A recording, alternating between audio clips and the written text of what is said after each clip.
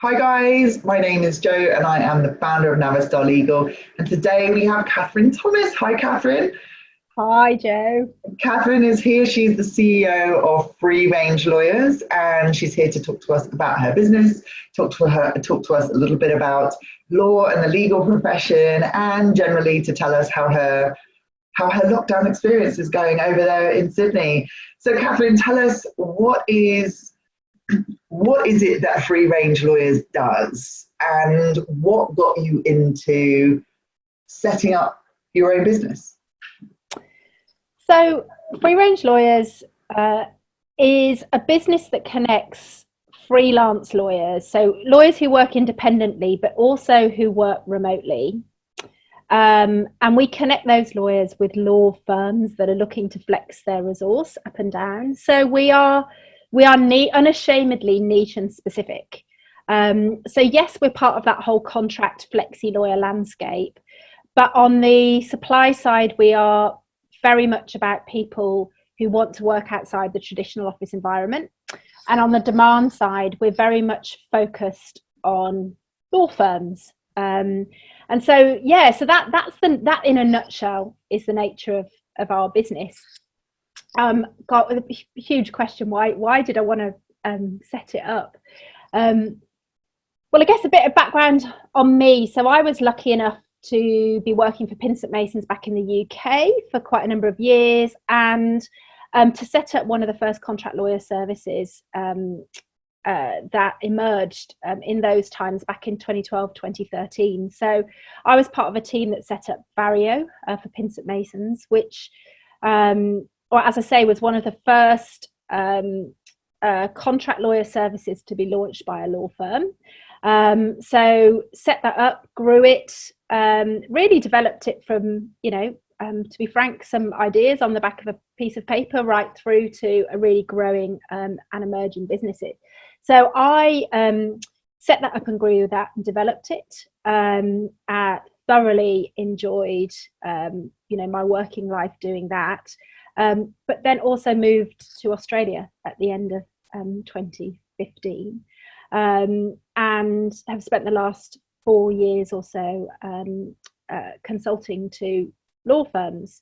So the reason that I set up Free Range Lawyers was, well, first of all, that I got a background in contract lawyer services. Secondly, I really, really loved doing consulting, but I also really loved the work that I did when I was running Vario, all the people that I met, and the fact that it really felt like being at the cutting edge of legal practice. And I guess thirdly, because I was looking at that whole landscape for contract lawyers and flexible lawyers, and I felt as though it had become a little bit stagnant. I felt like the narrative around it hadn't changed much in years. So we had this huge flurry of activity, and obviously that market was started by the fabulous Lawyers on Demand in 2007, and they're very much pioneers. And then there was this huge kind of flurry of activity between 2012 and 2014. And then really kind of nothing new happened. It was very much same old, same old. And I just was really convinced that story hadn't been told. And remote working was a huge gap that I in the market that I believed really needed to be filled. And so hence, I think 31st of January 2019, Free Range Lawyers came into being. What was it like? I mean, it's a big thing to set up your own business. You're consulting, because we talk about the consulting cycle where it's like, okay, I'm going to go off and do it on my own, and then you go off and do it on your own, and then you're like, okay, I can't do this all on my own, therefore you need to set something up which is a little bit bigger and you've got to bring other people in.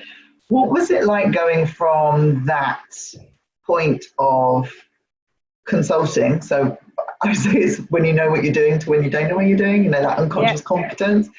What was that step like? What was it, automatic, or was something required for you to get to that next step?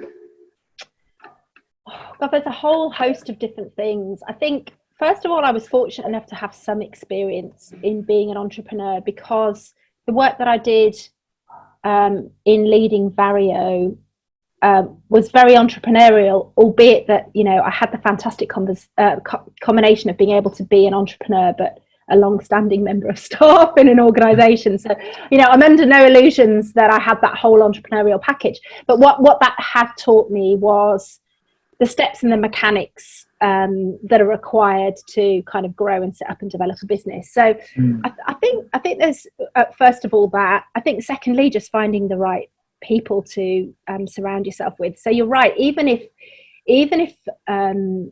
you're going to run a business that is ostensibly you simply can't do it on your own. And so, you know, I had a couple of people who I had this idea bubbling along for a while, and you know, I chat it through with friends and work colleagues, and usually after a few glasses of wine, and you know, I just say I just feel so strongly about this and really believe in it. And there were a few kind of you know, good friends who turned around and went, just do it. Like, come on, let you know, there's a window of opportunity, make it happen. So I think you know, having people that believed in me, but also kind of called BS on the kind of staying at the idea stage, and sort of said, come on, you know, you can do this, and you also know it's a great idea, so make it happen. And I think surrounding myself with really great people in terms of the setup, and then of course inevitably there's, you know, it's probably like that change curve and the adoption curve. I'm sure there's some kind of entrepreneurial curve out there in terms of the emotions that you go through, you know, pre-launch excitement, launch day excitement, you know, first few weeks is the complete honeymoon period. And then there's, you know, the realization that actually there's an element of business as usual, and plowing through that to get to the other side to actually kind of, you know, have a business that is moving and generating money. But yeah, I mean, shall I be honest with you though, the actual the key thing, the point at which I made my mind up to set up the business was when I came up with the name, because and I often think, well, you know, I don't know whether Steve Jobs would say this, or, you know, Bill Gates, but hey ho. But I came up with the name Freerange Lawyers, and then I just thought, I just love it. And if somebody else uses that kind of concept, you know, that kind of name, and that concept in relation to this kind of area, I'm just going to be furious. So it was actually to keep everybody else out, like And in all honesty, it was that was, oh look, I mean, there was a lot of other stuff behind it, but that was the moment at which I went, do you know what, I'm going to do this. Yeah. Amazing. It's so so powerful to have that moment, but you're so honest, like sometimes that is what it takes. And just on your point around the curve, I know my mentor was saying, yes, there is that curve where you go up and all the excitement, oh great, and then there's a dip and it dips right down, and then there's a kind of line where it goes lower than you've ever been before, and he calls that the dark night of the soul, where you're literally, you want it to work, it's painful, I mean, I don't everything's going wrong, nothing's seeming great, and then you come out of it the other side, but there's almost like that curve of up and excitement has to go down, and it kind of goes down beyond, you know, my friend Guy Tolhurst talks a lot about the mental health of entrepreneurs, and that dark night, I think he calls it dark night of the soul, where you just go into this point of like, this is hard work. This is hard work. And it is sometimes, you know, I'm sure many people are going through that in these unprecedented they're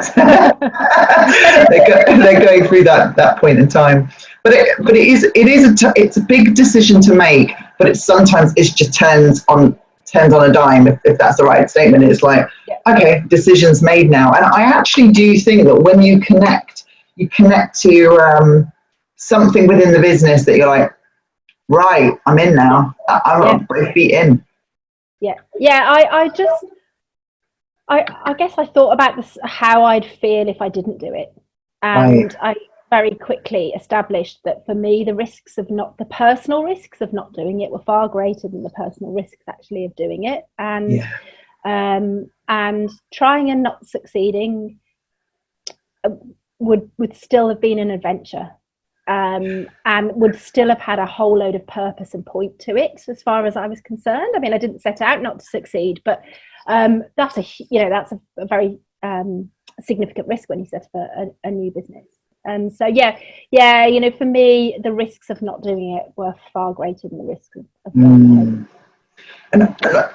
So Helen Burness, who we have the mutual connection with, she was talking about marketing, and your background is marketing, right? Originally. Yeah. So we were talking about marketing, particularly in this period of time, and maybe it was about 8 weeks ago, and the marketing that was speaking to me most was your marketing, and I hadn't realized at the time that you were marketing. Yeah, and it was because you were talking about remote working. In fact, way before anybody else, before it became the topic, you were talking about remote working, and you'd kind of created something for lawyers. I wondered what the thought process was in that. Was it, hey, look, I've got this piece of I've got this article, this is perfect for this particular time. So what was your thinking around getting that out when it went out? So it was already in the making. Right. There's a whole load of things in there. I mean, I could see this. I could see what was coming. Perhaps more so than some of my colleagues here down under.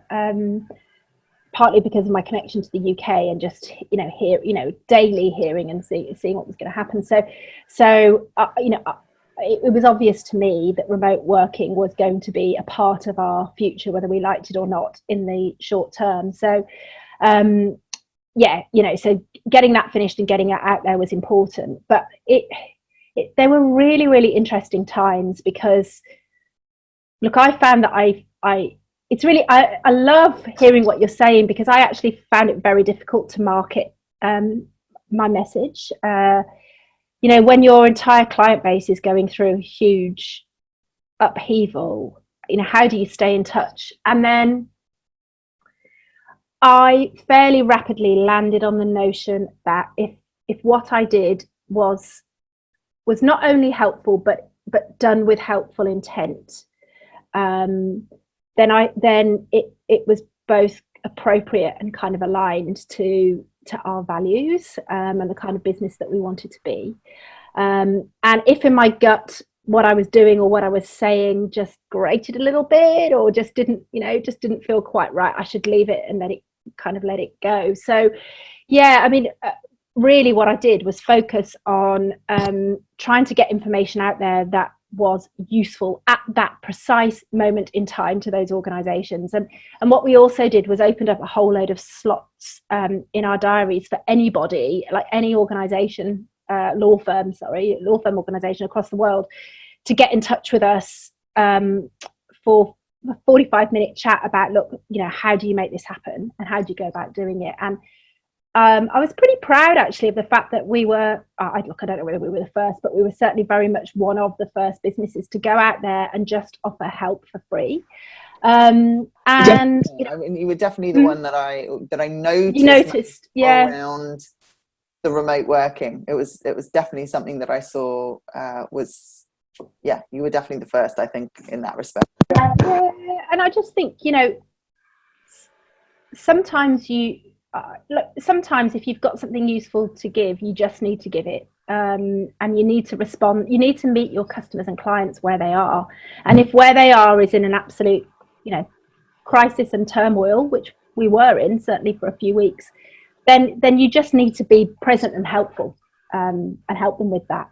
And most of those conversations were just lovely conversations.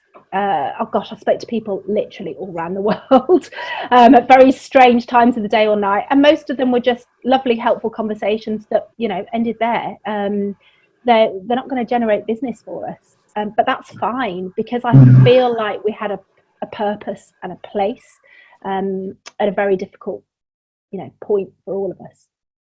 Yeah. You talk a lot about purpose. That's the second time you've mentioned. Yeah. I mean, not that you talk a lot about it, but just that's the second time you mentioned purpose. How? I was going to ask you how did you come to understand purpose as an important thing in your life? And do you know what your purpose is? Is there one purpose? Wow. Gosh. How did I understand purpose as an important part of my life? I think really difficult to know where to start. I think so for me, for a 20-odd year career, working for law firms, it fairly rapidly I realised that this is all about working with individuals and working with people and helping them to be the best that they can be. And I think there are lots of purposes that one can find within the legal sector, and it's about finding the one that really fits with you. So look, for me, I look back and I feel as though I was really fortunate. I know that I had the skills and the credentials to just go out there and earn a lot of money in the law if that is what I wanted to do. But it never really kind of landed with me or resonated to do that at any expense. And I always felt that I was happiest when I was being creative in my job. And those kind of creative roles, weren't necessarily the ones that were going to lead you to, right up to the top of the pyramid in a law firm. So I think really early on, at a really young age, I was able to see that and find a fundamental purpose and a fundamental view on how I wanted to run my career. I guess, the other side to that is just trying to become a tax accountant also helped. So I started my career thinking I was going to train to be a lawyer. After I'd done my degree, I'm going to train to be a lawyer. And after a few placements, I thought, I don't know whether this is right for me. I know what I'll do. I'll go to Deloitte and I'll be a tax accountant. And that was an absolute disaster because I had the worst combination of not really enjoying something, but also not really being very good at it.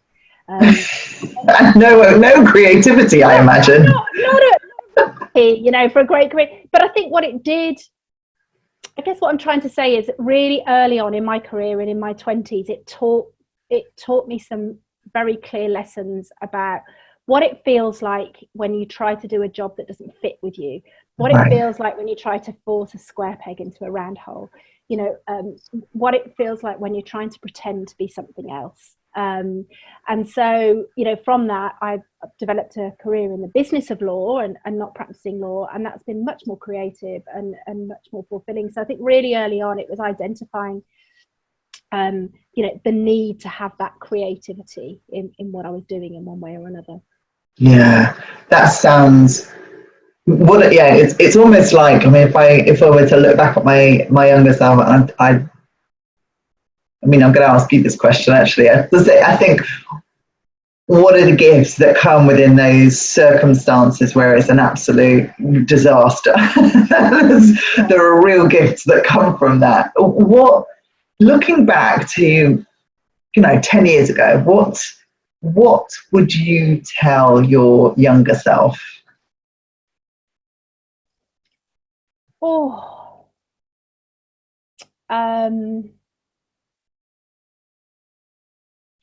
I'm going to say anything different to most other people, but a lot around personal confidence, having faith in one's own ability, but also understanding that certain things have their own momentum and not to rush it.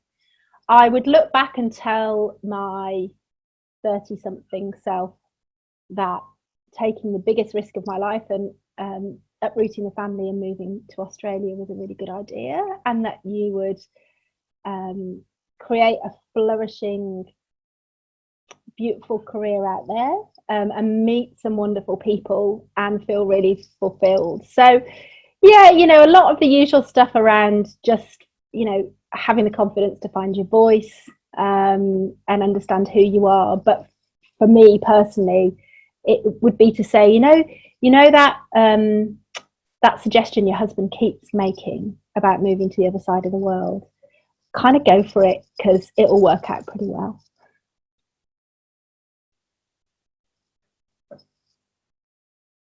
So Joe, you're on mute. Typical. It's the second time I've managed to do that where I'm on a Zoom call. I'm like, I'll stay on mute. I'm being okay, so yeah, I think that's amazing. And I think just to kind of reiterate the purpose perspective, it's not easy to see sometimes you don't work out what your purpose is, because it's difficult to even say it is a purpose until you know what you don't want to do. That's definitely experienced that with people. That there's often, I don't want to do that, oh actually I can feel myself in the zone and I can feel that I'm able to do this very well. Yeah, this is when it feels good, this is when it feels natural. That's it. Absolutely. That takes some tuning in. I think I can only say for myself, that didn't happen in my 20s.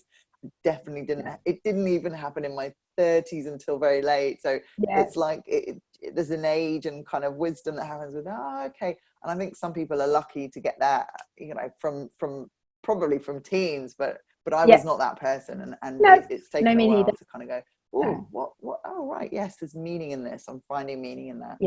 So completely, just to reflect that back. I also wanted to know, like, what are you finding, just kind of skipping back to the business side of things, what are you finding the law firms are experiencing at the moment? What sorts of problems, other than the remote working, because that was the problem of 8 weeks ago. A lifetime ago, hey. Exactly. What are the problems people are experiencing now? So I would call them problems and opportunities, because that's me being an eternal optimist. Optimist, great. For so many. Optimism, I love it. What are the opportunities for law firms going forward? I think first of all, obviously the whole, how are we going to work in the future? So to me, it's not quite, it's not getting back to the office or getting back to work. We're really lucky. We have been working. We're not getting back to work. It's not the new normal, but it is like, okay, well, what is work going to look like, over the sort of medium to long term for us now? So a lot around flexible working.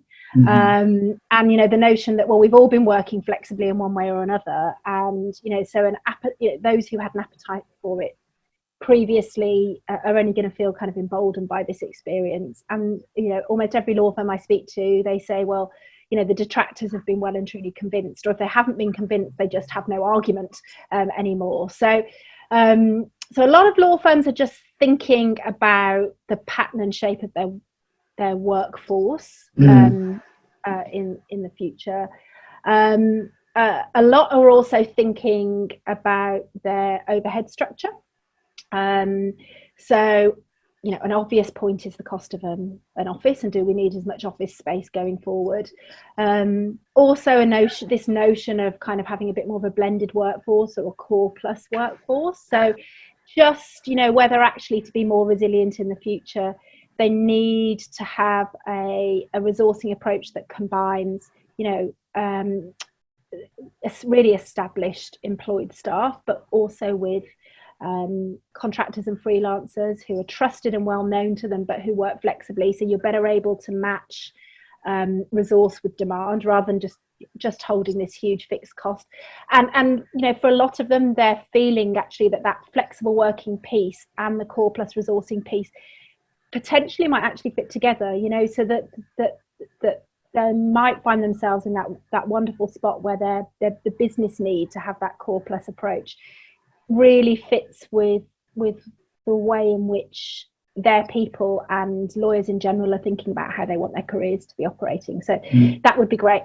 I guess the last point is around clients, because I think clients have been really noticeably absent from the legal sector dialogue over the past sort of 2 or 3 months. I mean, it's completely understandable in human nature to focus on what's in front of you, literally what's at your feet when you're living day to day and you're in a crisis. But, the reality thing is things have changed as much for our clients as they have for us. And sometimes we forget that. And so I guess the last opportunity that I see law firms facing is a huge change in either already emerging or potential in customer buying behaviours and in customer needs. And around that customer needs space is also this notion that some of those needs will be new and they're as yet undefined. And quite a few law firms talking to me about the fact that they don't necessarily feel that well equipped to be able to pick out, identify and create a service around those emerging needs. So quite a number of firms talking about, where certain legal areas have real structure, they're doing fine. So, your insurance claims, for example, there is a process that we go through.